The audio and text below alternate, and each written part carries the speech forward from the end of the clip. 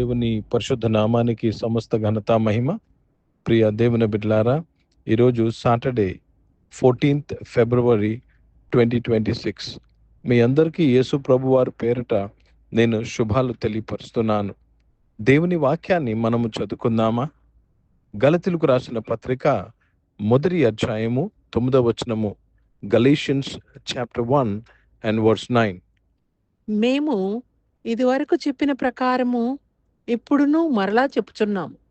మీరు అంగీకరించిన సువార్త గాక మరి ఒకటి ఎవడైనాను మీకు ప్రకటించిన ఎడలా వాడు శాపగ్రస్తుడవును గాక. దేవునికి స్తోత్రము. ప్రియ దేవుని బిడ్డలారా, మన యొక్క క్రైస్తవ జీవితంలో వేరొక సువార్త లేక మరి ఒక సువార్త అనే మాటను మనం చూస్తున్నాము.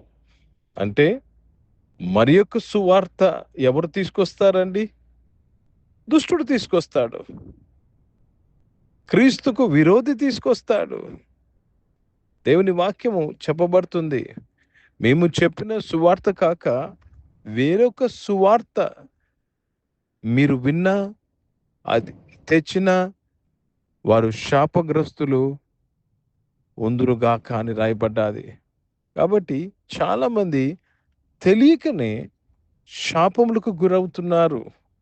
ఎందుకంటే సత్య సువార్త కాక వేరొక సువార్త, ఆది అపోస్తులు ప్రకటించిన సువార్త సత్య సువార్త, కానీ వేరొక సువార్తని తీసుకువచ్చి ప్రజలను శాపగ్రస్తులుగా చేయుచున్నారు. జాగ్రత్తగా గమనించాలి. లేటెస్ట్ ట్రెండ్ అని, లేక మనము ఇప్పుడు మోడర్న్ వరల్డ్లో ఉన్నామని చాలామంది వారి యొక్క డాక్ట్రిన్ని, వారి యొక్క సువార్తని మార్చుచున్నారు.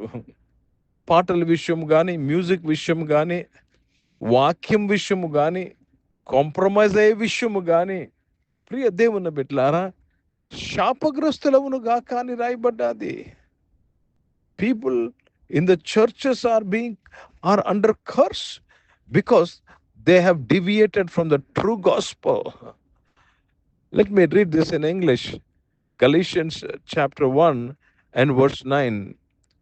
As we said before, so say I now again, if any man preach any other gospel unto you than that which ye have received, let him be accursed. Let him be accursed. దేవునికి స్తోత్రము కలుగును గాక. కాబట్టి మనము ఏమి వింటున్నామో, ఎలా వింటున్నామో జాగ్రత్త పడాలని మార్కు సువార్తలో రాయబడ్డాది. 1 యోహాను పత్రిక 4వ అధ్యాయం 1వ వచనంలో, మీరు ప్రతి ఆత్మను నమ్మక ఆ ఆత్మలు క్రీస్తు సంబంధమైనవో కావో పరీక్షించి తెలుసుకోమని రాయబడ్డాది. దేవునికి స్తోత్రము కలుగును గాక. దయచేసి మనము జ్ఞానము లేని వారిగా, అవివేకులుగా ఈ యొక్క సువార్తను వినడము కాదండి, సత్య సువార్త కాదు అని మనము పరీక్షించడము నేర్చుకోవాలి. లేకపోతే ఏమవుతుంది? శాపగ్రస్తులం అవుతున్నాము. ఎందుకంటే సత్య సువార్తే మనలను ధర్మశాస్త్ర సంబంధమైన శాపము నుంచి విడిపించింది. అసత్య సువార్త విడిపించలేదు, మనల్ని ఇంకా శాపగ్రస్తులుగా చేయించింది. కాబట్టి ప్రతి ఒక్కరము ఈ విషయంలో మేలుకోవాలని దేవుడు మాట్లాడుతున్నాడు. హిందీ में पढ़ेंगे गलतियों का पत्र, उसमें पहला अध्याय और 9 वचन पढ़ रहे हैं. जैसे हम पहले कह चुके हैं वैसे ही मैं अब फिर कहता हूँ कि उस सुसमाचार को छोड़ जिसे तुमने ग्रहण किया है, यदि कोई और सुसमाचार सुनता है तो शास्त्रियों हो, अब मैं वह मनुष्यों को मानता हूँ या परमेश्वर को, क्या मैं मनुष्यों को प्रसन्न करता चाहता हूँ? प्रभु को धन्यवाद. वो शपित है करके वचन में लिखा हुआ है.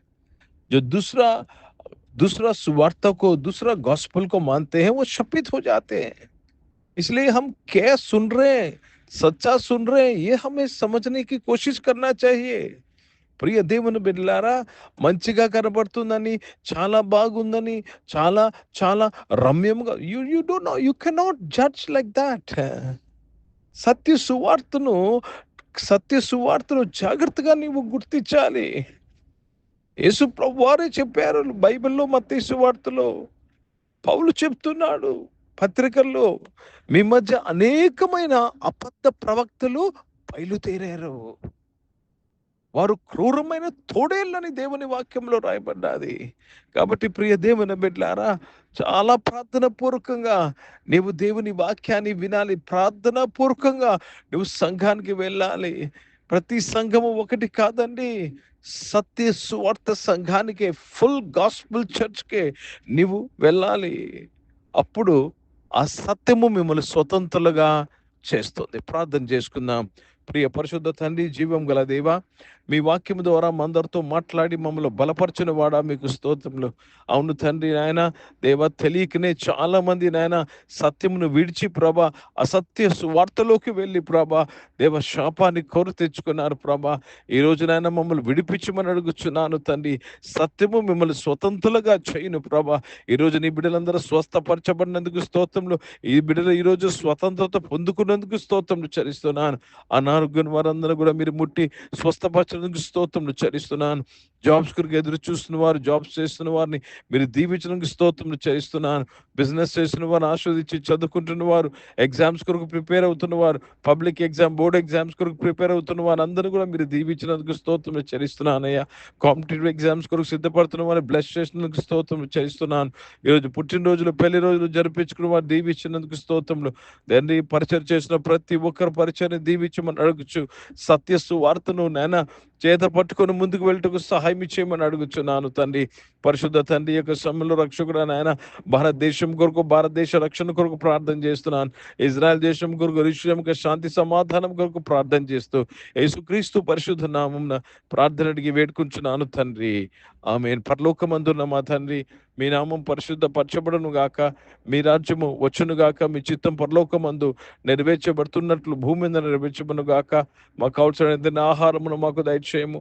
మళ్ళీ అపరాధములు చేసిన వారిని మేము క్షమించిన ప్రకారం మా యొక్క అపరాధం క్షమించు, మమ్మల్ని శోధన తేక కీడుని తప్పించము. ఎందుకంటే రాజ్యము, శక్తి, మహిమ నిరంతరం నీవై ఉన్నావు తండ్రి. ఆమేన్. ఇప్పుడు మన పరమ తండ్రి దేవుని ప్రేమ, ప్రభువైన యేసుక్రీస్తు వారి కృప, పరిశుద్ధాత్మిక అన్యోన్య సహవాసం ఈ యొక్క ఆరాధనలో పాల్గొన్న ప్రతి ఒక్కరితో, ప్రార్థన చేయబడిన అంశములతో, సంఘముతో ఇప్పుడు ఎల్లప్పుడు సదా తోడైండును గాక. ఆమేన్. దేవునికి స్తోత్రం. అందరికీ వందనాలండి. God bless you and praise the lord.